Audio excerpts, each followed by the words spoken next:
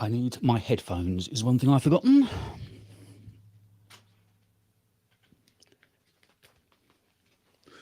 There we go.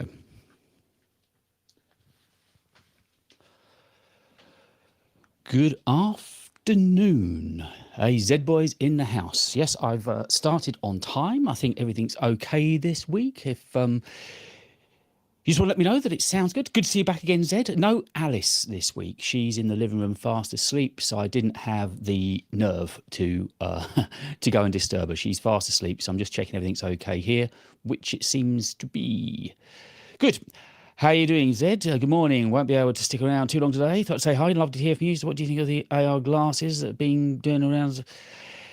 They do sound good. I can only sort of go to really what my boy says, my renders artist, Marcus, because he still thinks it's going to be a very long way away before we're anywhere near the kind of technology that's coming to glasses. Clearly, that is where they want to get to.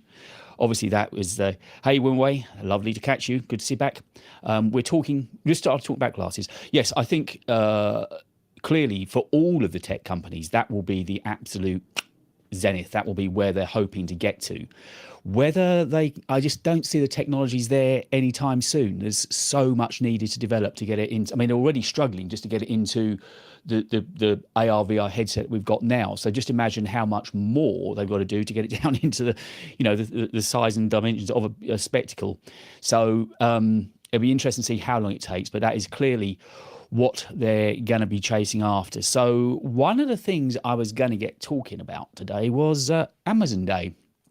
In the past couple of years, it hasn't really struck me too much or impacted me too much.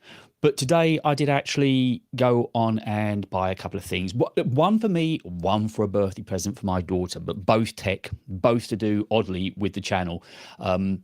So back at perhaps sometime I don't know if I could do a live stream from my A-roll studio, from my main shooting studio, because it's right by a main road and it's very thin, old-fashioned glazing glass there, so I'd get a bit of road noise, but it might be quite, I don't know, I could try it one time, I just don't know how practical it would be. But anyway, the reason for mentioning that is where I do all of my A-roll shots and my B-roll shots. And I needed another tripod. Now, it seems odd, because in there at the moment, I think I've got about 4 tripods. But any of you that are photographers or any of you that shoot video, oh, by the way, Zed, I tried to find your channel and I couldn't. It was going to an old one. I did look last week. So if you want to leave me another link today as to that channel, I couldn't find it in the chat last week and I'll have a look. I did try to look after the show, but I just couldn't find it. Yes, so I've got about 5, I think, tripods there. But the main tripod that I talk to, I try not to move, because believe it or not, that can take 20 minutes, 15, 20, 30 minutes sometimes, just getting it centered, getting it the right height, getting it level. So that tripod, I try really hard not to touch, so I can just walk in, put the camera down, and I know that the desk and the seat are at the same height, same position, and I'm ready to record. But it's when I want to do B-roll, that's causing problems. Now, I have got tripods, but the company that I'm kind of drawing some sort of allegiance to, which is Neewer, I did do a video on their slider. They kindly sent me that. They haven't sent me any of the other stuff. I bought all the rest of it, but I like the kit, so I'm happy with Neewer. I know Amarin's another big name in the lights side of the business, but I'm happy with what Neewer are doing. I've got a Neewer light and a Neewer C-stand and everything for it. All fine. So the main tripod that my camera is on has got a beautiful cantilever action head. You can swivel it. You can do a pan shot top to bottom really smoothly, which I can only do with the main tripod at the moment. So I've decided to spend another 150 quid getting another one of getting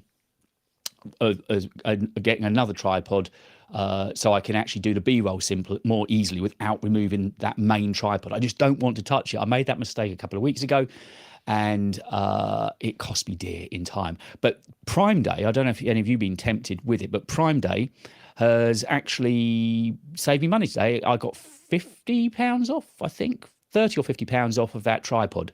So that was a good saving.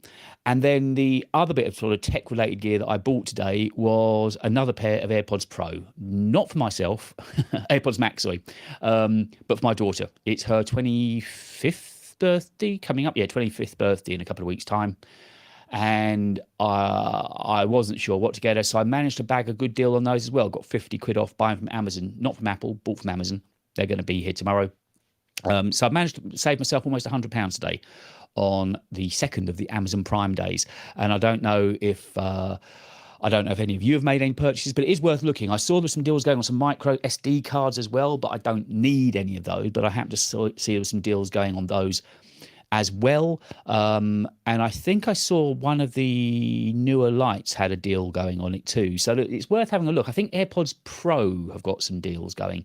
So you've only got a few hours left. I mean, it's about 9 hours left, something like that, to get in on Amazon Prime Day. And in previous years, I've never really got into it because there was nothing I needed. But at the moment with the studio, there's always something that I need. And it was funny. I'm really careful with what I consider to be junk emails. I don't know what you're like, but when I have an email through now, I nearly got caught. In fact, I did get caught a couple of weeks ago, which really annoyed me because obviously I tend to spend a fair time in front of the. I totally forgot about that on Amazon. Yes, Swim Away, get onto it. It's you say I haven't got many hours left, but there are some good savings to be made. I've forgotten altogether what I was talking about now. Being careful of emails. A couple of weeks back, I got caught on our TV licensing, an email from TV licensing. So in the UK, our government sending it out from gov.uk. And of course, the email looked really, really legit. And I didn't think to check. The one thing I always do is go and check the domain or where the emails come from, see what that address is, because normally you can quickly see it there. On this particular instance, it came in late one night. I was just beginning to wrap things up and I thought I'd click on it, and I thought my card was okay, but they said it had bounced, and I was just beginning to put details in when I went back and thought, this doesn't sound right.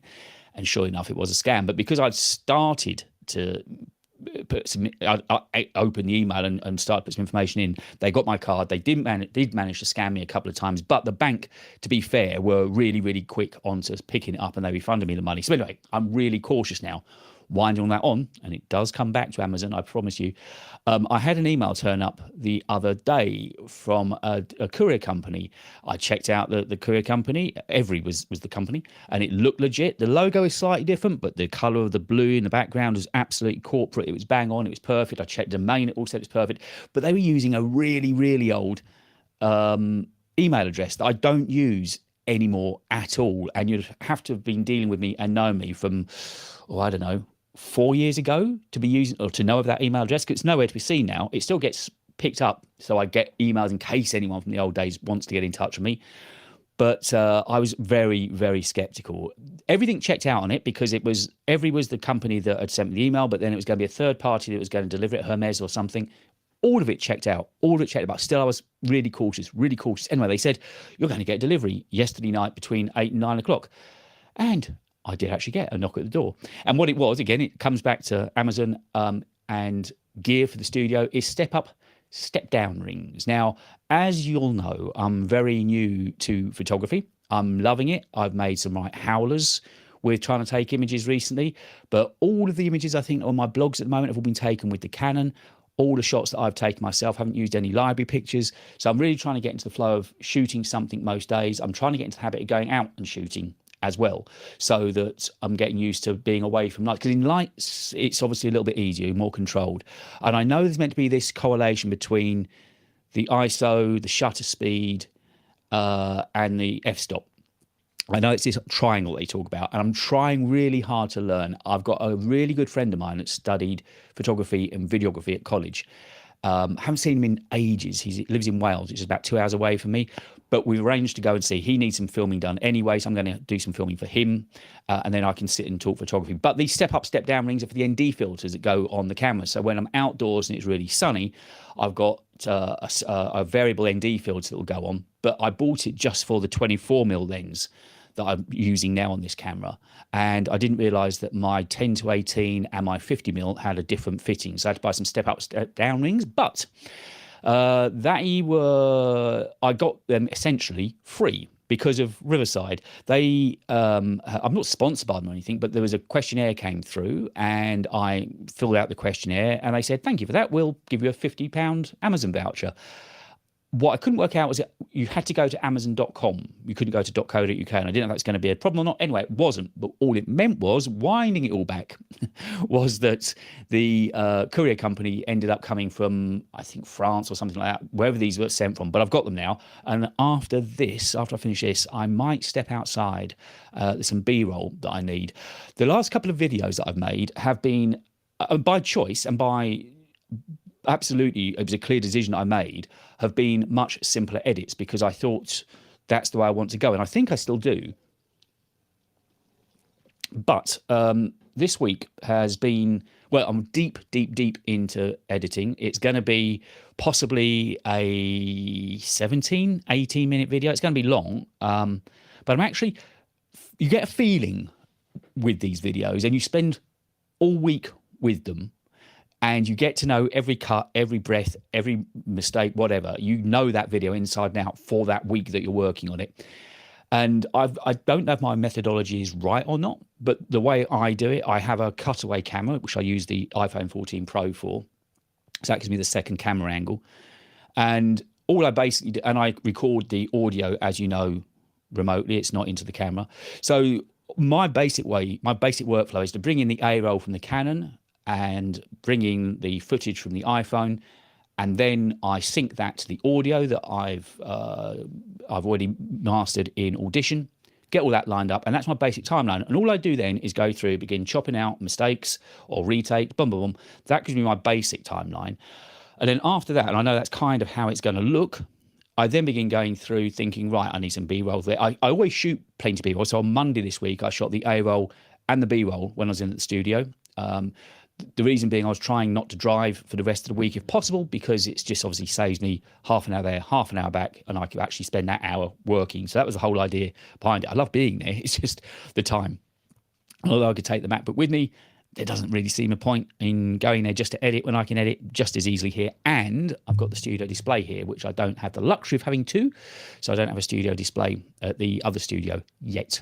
Who knows what might happen. But so I've got some, I'm really deep into the edit of this now. I've got it all kind of, most of the B-roll, and I tend to just go in time order. So I don't see the point of going to the end and then coming back. As I've got it all chopped down in line, then I begin deciding what B-roll I want to place where. If I want any music, which I'm not using a lot of now, the only music I'm using this week is on the call to action.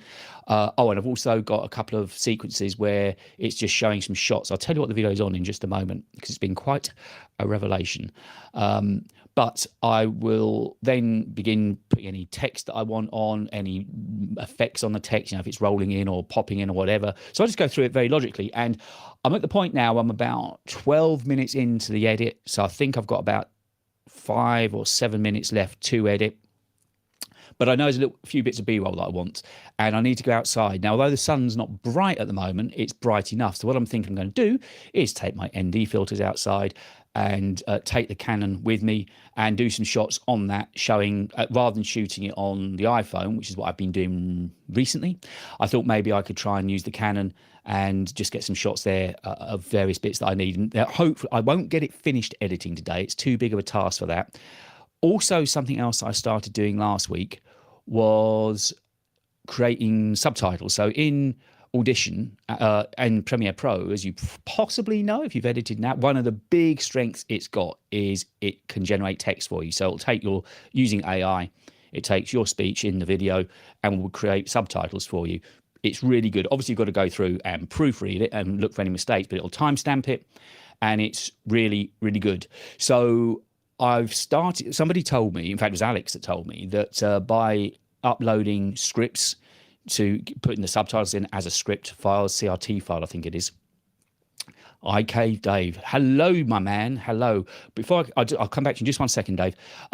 Yes, so by putting scripts in, apparently it gives you a lot more SEO data to get sort of picked up and used, so it just helps the video maybe to get picked up. So I've started doing the scripts as well. All takes a bit longer, not the scripts, the subtitles, and uploading it in as many different languages as I can. I kind of think all the popular places that might want to watch the video. Last week's video hasn't done particularly well, but I think it's the sort of video that might catch on. And before I get on to talking about one of the main topics of the day, Dave, how was the Grand Prix? Where were you sitting? How many days were you there for? Now, I did think of you at the weekend. That's not only because you're a stellar chap, it's also because I don't have much of a life and I think about the oddest things. Where I live, which if you're in the UK is near to Ascot Racecourse, there's a big race goes on there once a year. Anyway, so it's probably about an hour and a half away from where the British Grand Prix is. Down the road from me, there are some big, big, big houses. And on Saturday evening, it was really noticeable. About an hour and a half after qualifying, it was helicopter after helicopter after helicopter. It must have gone on for about an hour and a half of just almost like buses, helicopters coming in, dropping people off in their gardens because there's no helipads around here. And some of these gardens are big enough for a helicopter. And then go back and same on Sunday morning, at sort of like 8 o'clock Sunday morning, there's a load of helicopters going off, and about 6 o'clock Sunday evening, a load of helicopters coming back. We normally get it on the Ascot race week, but this week on Grand Prix Day, which I seem to remember is meant to be the busiest airspace day in the UK, I think. Dave's saying, I'll always try to swing by. Yes, I thank you, Dave. Yeah, also, I think we should probably get you on sometime as well. I'll drop you a message and maybe we can do one of these together. I think that would work just fine. And we can, yes, in fact, I'll definitely be in touch with you in the next week and see if you want to jump on next week with me. Might be fun. So I've been mentioning that the video is kind of deep into, we're all above the pit lane, starting Good Friday practice. I just wasn't. Campsite. Yeah, those campsites do look fun though. The only time I went there, I went for a race day. This was clearly before I had a child and I had money. I got a helicopter to take me to Silverstone just for the day. A friend of mine had an E-Type. It sounds like I live quite a life, doesn't it? It really isn't as good as that. I had a friend at the time that had a Jag E-Type. So we drove to near Northampton. We parked his car there, then we got the helicopter from whatever the local flight helicopter park was there into the race. But it was found 200,000 people on site for the go. Whoa, 200,000 people. I think Peter McKinnon was there as well. I saw a tweet from him and it very much made me think that Peter McKinnon was at the Grand Prix this weekend. I don't know if you happened to rub shoulders with him, Dave. Maybe you could let me know if you rub shoulders with the great and mighty. And it did make me see Yaz, see Zeboy, I've got to run. Yep, no problems. I will see you next week. I'll be back for more, possibly even with Dave. So have a great afternoon, whatever you're doing. And don't forget, get me that link for your channel because I couldn't find it last week. Yes, so onto the subject of one of the things I'm going to talk about this week, certainly, don't hate, is this. A Google Pixel. Now, a funny thing occurred. I've been doing the podcasts for the last 2 or 3 episodes of driving to Alex. I don't think it's going to work out tomorrow when we record. We generally record on Thursday. So I think I'll be sitting here doing it remotely with him.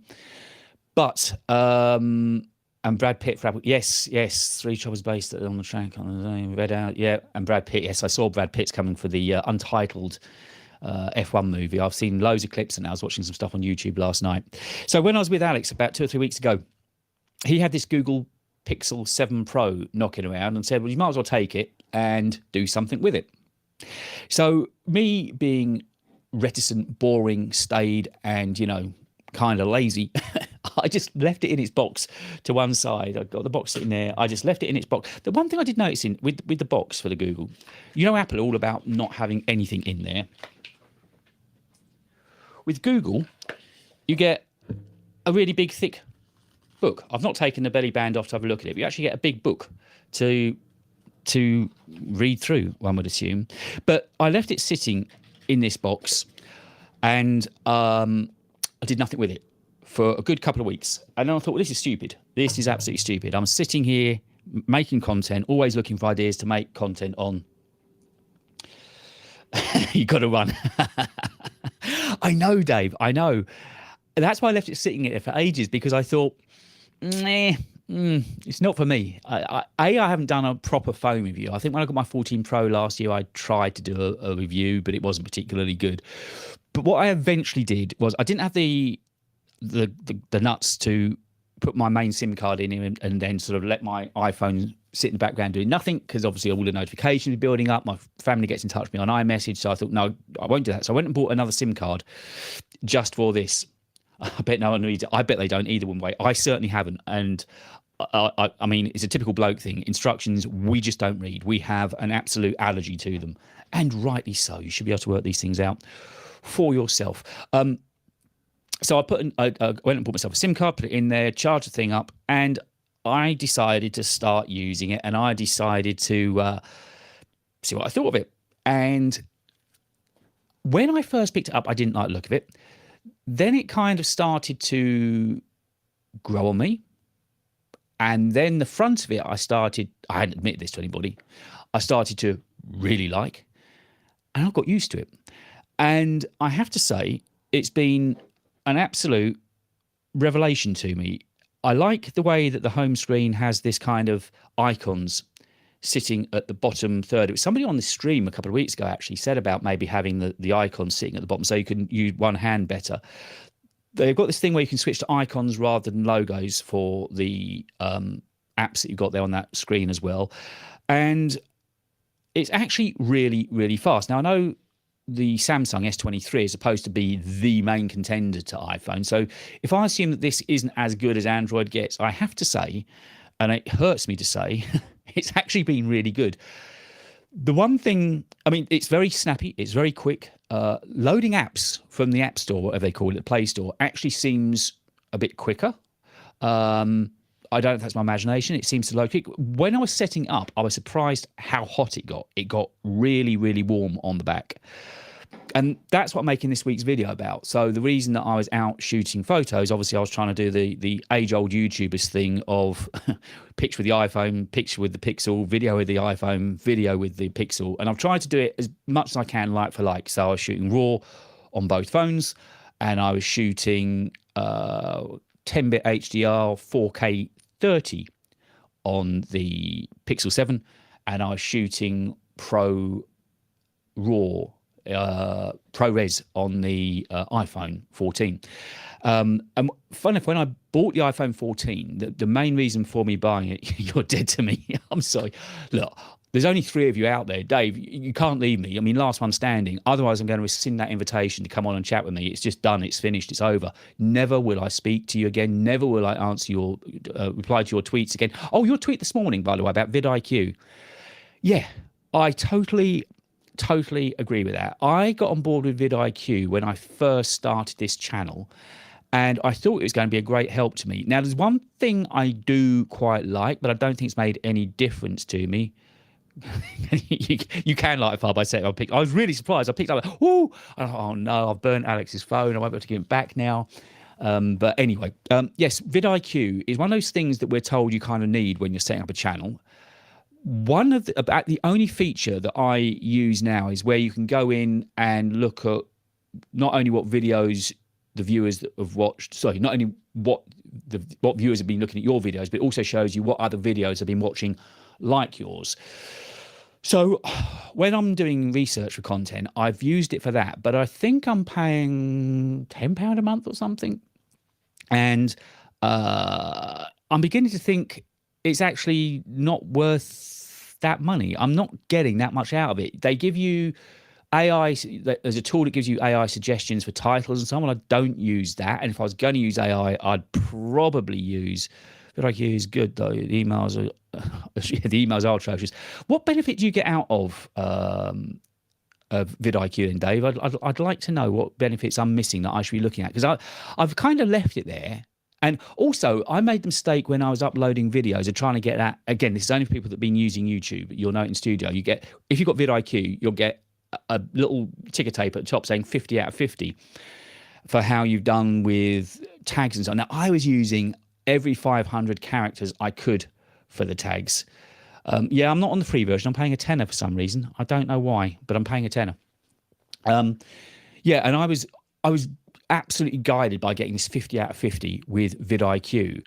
And then I started thinking, is that I'm just being governed by numbers here? And it wasn't as if it was making regular difference to my viewers. They give you a time that they think you should upload, which is totally different to the time that YouTube suggests. And out of the two, I think I'd probably go with the times that YouTube suggest. So then recently I've started putting a lot less tags in, because I was reading something somewhere or listening to a podcast, and they were sort of saying, well, the tags actually can be counterproductive if there's too many tags in there. So now I've completely stripped the tags back to basically just the couple that actually pertain to what I'm making a video about. And then also if it's a product that could be misspelt, maybe putting some bad spellings in there as well, just to help try and find a search on that.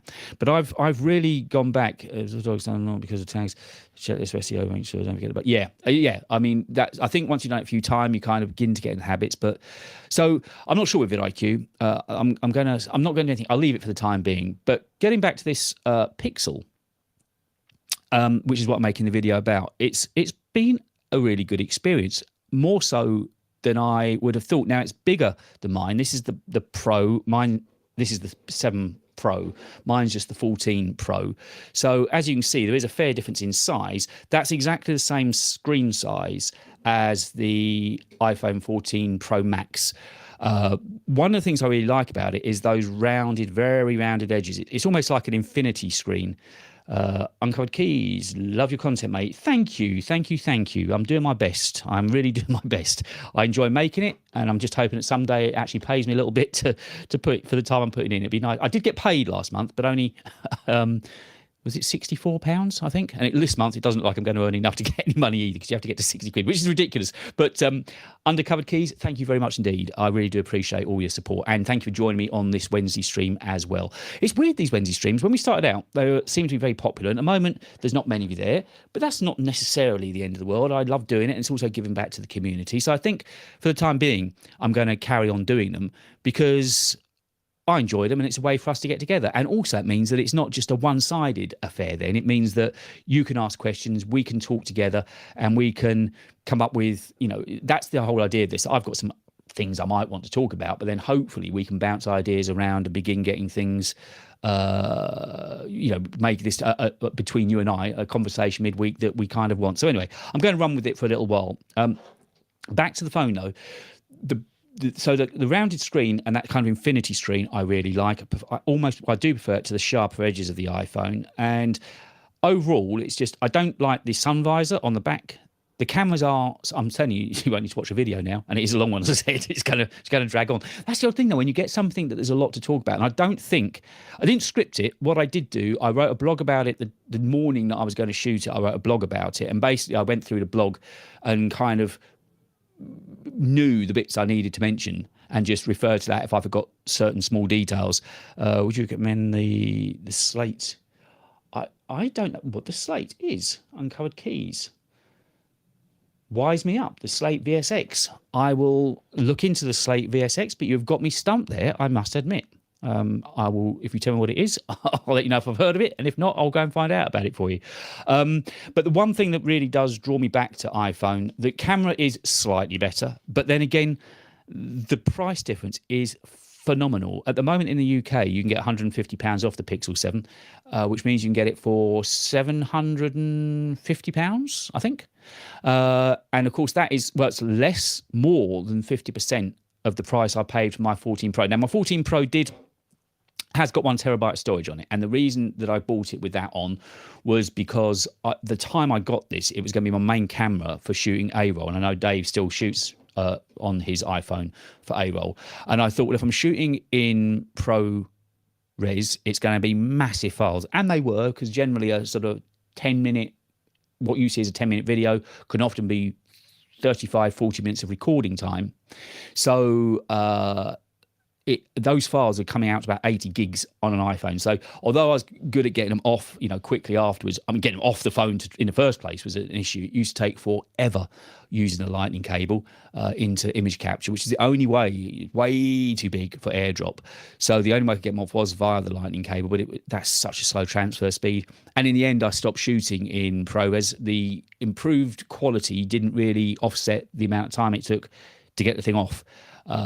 So then I ended up generally shooting in cinematic, still in 4K, but in cinematic with just about 2.5-ish f-stops. That's a little bit soft and blurry behind me. But so I wouldn't buy it with a terabyte storage again, but that phone with a terabyte storage on cost £1,700. So this is only, and the Pixel 7 Pro is only £750. Whether there's double the benefit, I'd be hard to honestly say that it's justifiable. There are improved that you do overall. The iPhone is better, but the gap. Hey, Dave, thank you, my friend. Thank you very much. Get me close to the 60. If you've got another 50 in the bank, I'll take that off you as well. Thank you. The other week I got my first super thanks, and it just makes you really smile, doesn't it? Are you still doing lives on a Friday evening, by the way, Dave? Are you doing that regularly again? Because I'll drop in. I know you often do it later in the evening, but let me know if you're on again, and I'll make sure to chip in. But thank you. That's made me smile and made me completely forget what I was talking about as well.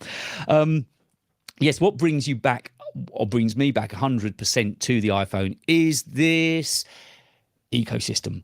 And you try and pretend it's not a thing, but it honestly really is. It's a thing. It's actually a thing.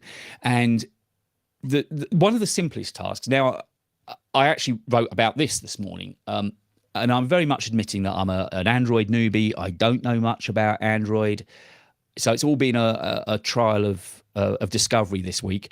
But file transfer now on iPhone and Mac, AirDrop, it's lovely for everything but those big files, those big video files. It works so well. It really does. It works so well. And I've missed that like hell. And I've been struggling to find a quick way to get, because obviously while I was using the phone to go and take a load of photos out and about, I needed to be able to get them off the phone. I do have a Google Drive account, of course, because I've got a Google account for my YouTube channel and so on. My first super chat came from John Prosser. Oh, just flexing. Just how much did he pay you? Prosser was your first super chat. Well, that is a real one of those 7 steps to fame, isn't it? I wrote an email to Prosser because you may or may not know, I had Sam Cole on my podcast last year, and I thought I might be able to get John on as well. And by the way, hasn't Prosser lost a load of weight? He has lost a ton of weight, hasn't he? Looking really good. I watched one of his videos last night, but yeah, I'd love to know what he paid you. So the ecosystem, the AirDrop is a massive thing for me. Now, the only thing I found that I could do with the Pixel was save it to the photos backup from the phone, and it would be there. But of course, you've got to wait for the cloud. Now, 1 or 2 photos isn't too bad, but if you've got a load there, it can take some time. And if there's any videos at any length, that can take some time as well. And that's where AirDrop comes in really handy, in that obviously I can have a photo on the phone, straight into downloads straight into Premiere Pro timeline, and I'm good to go. It's done.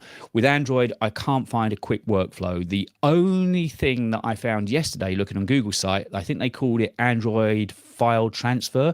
You download that on your Mac, plug the phone in, which is USB-C, and that until a couple of weeks ago would have made my heart sing, because we all hate the lightning cable, having one extra cable you have out just basically for that and AirPods Pro at the moment. So a couple of weeks ago, I don't think you can quite see it behind me, but I bought a Belkin Tree, and that has been my saving grace. It means MagSafe is all I use now, and having to use USB-C again for this was a pain.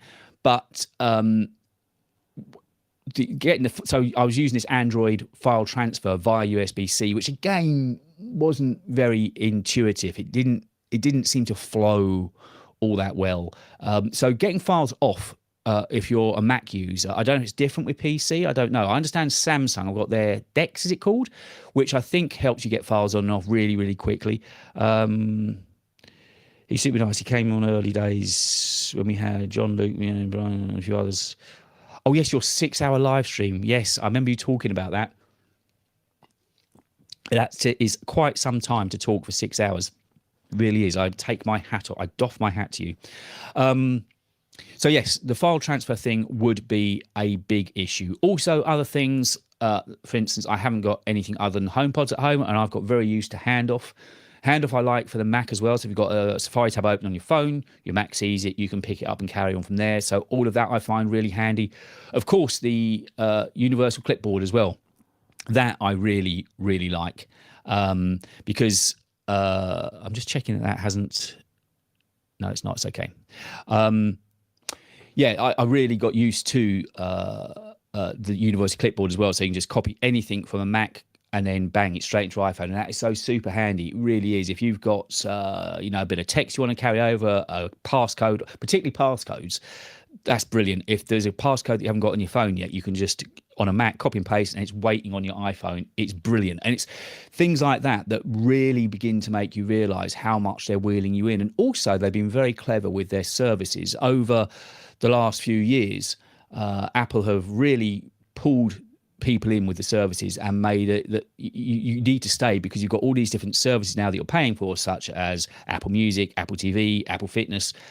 I've gone onto the Apple One bundle now because I had so many, but you kind of think, well, it's then you realize that all those things fit together, and that's all going into this ecosystem. All those services are things that we've got used to having, and suddenly Apple Music, for instance, because with Apple Music, it means I can play my own music collection, not only stream music that's in their library. And you just realize how much you are tied in to this plethora of services and goods that they build around you. I love copying my iPhone. It is the best, isn't it, Wimaway? Honestly, it really is. It's one of those things you take for granted. Universal Control, of course, is great. It doesn't affect iPhone, but it's great for Mac to iPad. And this is where they are so clever at making you want to stay with them. They have really got it sorted. And you kind of think all of these different services they bring out one by one, they kind of know what they're doing back end. They know that they're pulling you into their claws just that little bit more. And it's not so much for the phone, but the ecosystem is the best. I totally agree with you. And there's been a couple of good things that have happened, I guess, for me this week in using the Google. All joking to one side, I now realise that there is another operating system outside of iOS, and that actually it's not bad. So I thought I was going to be the most biased kind of person out there, and I just hate it just because it wasn't an iPhone. If I'm in honest street with you guys, it's actually really good. And there are some features on Android. It feels snappy. It feels quick. It's pretty intuitive to use. I kind of getting used to some of the things and how it works now. Certainly, the file transfer I would get used to in time. And even in the 2, 3, 4 days I've been heavily using it this week, I'm beginning to get my head around it.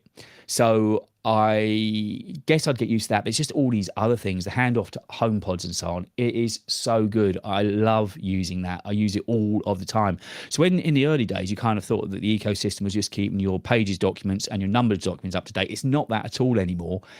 And it's not even that you can watch things cross-device. It's just the totality of what they give you. They're looking after your health. They're looking after your music needs, the television needs. By the way, it's Wednesday, which means the next episode of Hijack is out, which is one of, if possibly at the moment, the highlight of my week, is the hour spent with Idris on the plane in Hijack. It is a stunning program. I used an Android and I nearly died. Which Android did you use, Dave? I don't know whether I can blag a Samsung out of Alex or not. I don't know if he's got a spare Samsung kicking around. But now I've got this spare SIM card, I will try doing more tests with other things, particularly if I can sort of, I don't know if they're all as kind as Apple on doing the returns free policy. I'm not sure how it goes. Maybe I should also look into an iPad. I've got an iPad mini, an oldish one. And I did have an iPad years ago, not long after they came out. I think it was before I had my first Mac, actually. And I couldn't really see a point for using it. I couldn't find, it didn't really, even at that point, fit in that well into my workflow. And I'm thinking at the moment, I've got the MacBook Air. So if I need to do something away from the desk, on the sofa, the MacBook Air works, admittedly it was a Galaxy S8. A little bit of time ago then. The S23 is supposed to be good, isn't it? Should I just title this video Apple Fanboy? Should I go full clickbait and just go right after it? Because I think that I'm not sure on titles yet. I've got a couple of titles that I'm thinking of, and clearly I've got to do the Pixel versus Apple iPhone thing, haven't I? I've got to do it to try and get the views. But I've got a goodish feeling about this video. I don't know. I've just got. I don't often say that. I'm not one to blow my own trumpet. And if you've made videos, as of course you have, Dave, then you kind of know. Still not covered. I had an iPad 2020 and I use it to YouTube and Twitch. Yeah, this is the thing with the iPad. I just don't see what I'd use it for. I can use the MacBook Air for mobile work. When I travel from here to the other studio, I take the MacBook Air with me because it's got Creative Cloud in it, so I can set it up to record in Audition when I'm doing the A-roll there. I can put the SD card into a reader, and well, in actual fact, I don't even have to do that because I've still got an iMac there, so I can put the SD card in there, and I can airdrop files I've taken over to Lightroom on the MacBook Air and have a look what I've taken file-wise to thumbnails and so on. So an iPad always tempts me, and I always think I should have an opinion on them, but I just don't see that it would really make a difference to my workflow, or I just I can't see where it's going to fit in. And as you'll be well aware, Dave, we have to buy all this kit. They're not giving it to us. So yes, I could buy it and return it and put my faith in that system. I understand it works really, really well. Don't know. I could try. Obviously, the big thing everyone was talking about iPads recently was the fact it had Final Cut on it. But as I'm a Premiere user, why would I, getting an iPad for that doesn't make any odds to me. And again, funnily enough, that was one of the things people said to me, well, why don't you switch to Final Cut? You're a Mac person. It's true, I am. What I need is a MacBook where the screen comes off 2-in-1.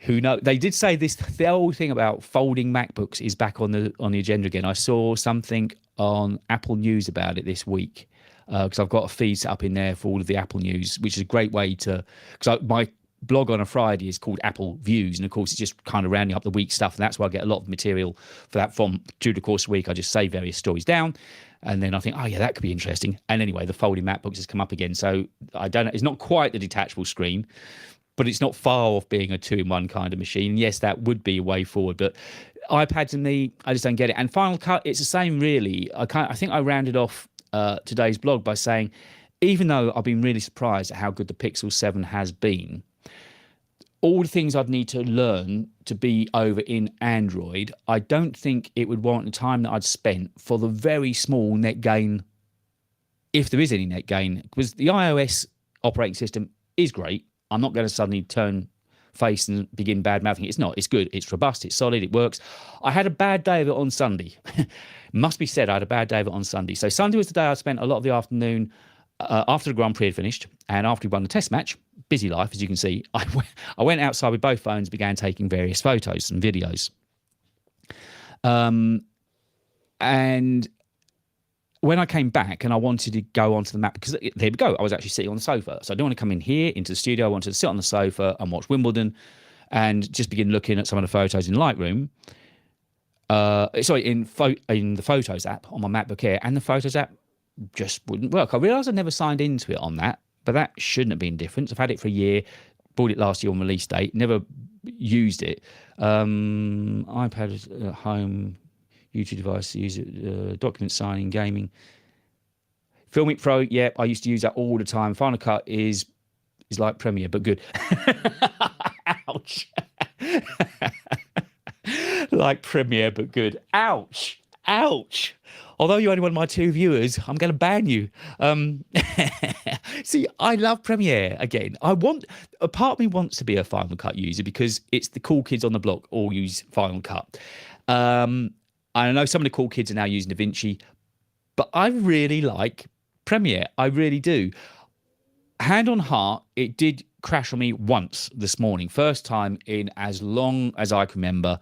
I opened the project from last night and it didn't reopen initially. I had to restart it again. Well, not just close the app and restart the app up. But other than that, it's quick. I don't have any problems scrubbing through the timeline, partly because obviously the Mac that I'm using is good. But equally, I think it's down to Premiere is a lot more stable than it used to be. It loads effects really quickly. You can use After Effects with it. It's got the text-to-speech on there as well. The one thing that I've seen Final Cut has got that I really like the look of is the background remover. That looks awesome, a great tool. But other than that, Premiere's got everything that I kind of need, and I know how to use it quickly. It's got dynamic links between Audition and Premiere, so if I want to edit audio quickly, I can just right-click it, edit it in Audition. I've got the full range of audio effects in there, and then bring it back by just saving it. It's straight back into Premiere, simple as that. Final Cut hasn't crashed on me since 2020. Okay, you win. I'll take my hat off to you, Dave. Final Cut clearly is better. It was odd. I haven't had a crash or any issues on Premiere for so long now, since I think the updates that came very early this year. It's been super, super stable. And I know they've listened. I know they understood that there were some issues with bugs and reliability and smooth running. And on the whole, they've kind of cleared those up now, and it works really, really well. I like its export speeds. I don't know if Final Cut might be fractionally quicker. That's a possibility, but it certainly exports oftentimes the final video is exported before I can finish working on the the information and details that's going into the video, or if I'm finishing off the thumbnail, for instance, it can often be exported before I finish doing that. So I'm really happy with Premiere. I really am. And it stems from knowing Audition and being very happy with Audition. Again, I don't know how good, not GarageBand, the full-blown, you know the one I mean. Not Final Cut, the audio one of Final Cut. I've gone blank on it. You know exactly what I mean. It'll pop up here in a minute. Use Premiere. Dave uses Final Cut, and I use iMovie. We got it all covered here. We certainly have Wimaway. We certainly have. If only I can remember the name of their audio tool in, what's it called? Somebody tell me. I've gone completely blank on Apple's audio program. Yeah, it'll come to me, or you'll come to me. Yes, come on. Thank you. What we got now? Like a day saying Windows Phone had everything I needed in 2008. Then I got an iPhone and saw the difference. Apple does make Logic. That's the one. Thank you, Logic. Yes. Again, having learned Adobe initially through the design tools, which is my business, I felt really at home with Adobe. I was paying for it already, so they were all there. That was the other thing. It was just a case of downloading. They were ready to go. I don't think there's anything good or bad, really. It is kind of what you get used to using. I'm sure there are good things and bad things in both video editors, as there are with iPhones. And a lot of it is there's good and bad things between phones, Android and iPhone. A lot of it is what you get used to using and what you're comfortable with. And then you have to decide if there'd be a benefit, a real benefit, a meaningful benefit through relearning a new program. Now, I've seen creators this year all switching over to DaVinci. There was a mass cull over to DaVinci. And I'm guessing, okay, they are probably better editors than me, so maybe it came to them quicker. Maybe they've been in the movie business and video editing business longer. I don't know, so maybe it came to them quicker, but it's taken me a fair time to get to the stage where I can do reasonably intricate work now in Premiere. And it's, you know what it's like? Like you can always judge a good workman. It's when something goes wrong with a workman, when something's working fine. I used to have a printing company, and you could see a really good press mind. Anyone can run a press when it's going well. And I think you used to be in the print industry as well, Dave. Anybody can stand by press when it's going well. It's when it goes wrong. That's when the skill of anybody comes in. And it's the same with video editing. If everything's going to plan and it's a really simple video, then I could probably use any of the programs pretty quickly. It's when things go wrong and you need to fix them, or you've got issues, or you need to have a workaround. That's where the time invested in one particular program really does come through. And that's why it's really hard for me to move away from Premiere. While it's working so well, and a couple of the effects I use are only for Premiere. Yes, I'm sure they would also, I could find equivalents. I use a lot of Film Impact plugins for video effects on my video editing in Premiere, and they are only for Premiere. So for instance, that I'd lose, and they are really good because they're just drag and drop. You have to do nothing else with them. So a lot of the time, the typewriter effect, for instance, that's just a drag and drop onto a text layer, and it does it for you. It's really, really smart how it does it. But again, if I spent any time in Final Cut, clearly there would be apps available there and plugins available for me there that weren't available for Premiere. But at the end of the day, they cut and chop video, and it's kind of how you best get around doing that, and how the best route to doing that. So I don't know. Most of these things now are so good, and that's part also the problem with phones, because I was looking ahead to what we're going to be getting this year for iPhone, and we know what the OS is going to be now. We've got a very good idea. People have been running betas on it, so we've got a very good idea of what we're getting with the OS. It's what we're getting with the handset itself, and we're getting a bigger battery. I think the Pro Max, certainly the Pro Max, is getting the telescope lens, the periscope lens, possibly. I think we are getting an improved optical zoom. If we get that as well, obviously, that would make sense. Titanium chassis, possibly, rather than the steel one, to save a little bit of weight. I don't know how much weight that would save. I'm assuming a fair bit because they're making a reasonable deal of it. Sizes are the same, names are the same, unless they decide to swap out the Pro Max for Ultra. Who knows? I doubt they're going to do that this year. But it's kind of looking at what's coming down line with iPhone. I don't know if it needs a belts and braces change. I don't know if they need. I've got a whole thing. I'm going to sneeze, which would not be good. Never had one on the radio, amazingly, all those years. So I don't know if it's This year, I think, has been unusual for Apple. It's all been fairly minor quality changes they've made. I can cut a 10-minute video in about an hour on Final Cut. Title is the same in Final Cut. Render for my videos, M2 is typically around a minute for us. Yours, is that export or just render? How long does it take to export? It doesn't export in a minute, surely. So it renders my videos on M2 is typically around a minute for a 7-minute video with color lows. I wonder how long does it take to export? An export for me on a 10-minute video would be about 4 minutes, 5 minutes, something like that. Again, with a reasonable amount of effects and so on it. But rendering I only have to do on my timelines when I'm putting After Effects in.